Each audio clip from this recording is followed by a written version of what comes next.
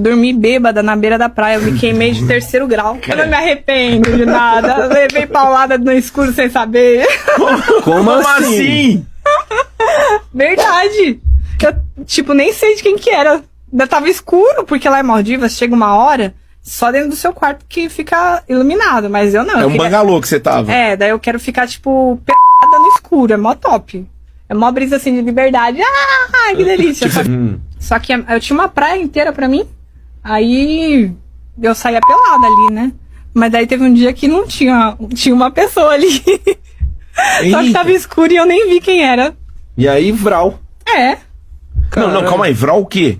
A paulada Transou. não é paulada? Transou, você pai. transou? Mas você nem viu o cara? Eu não vi. Você sabe que é o melhor? No outro dia no café da manhã o garçom com um sorriso de orelha a orelha. Peguei 2 garçons, inclusive.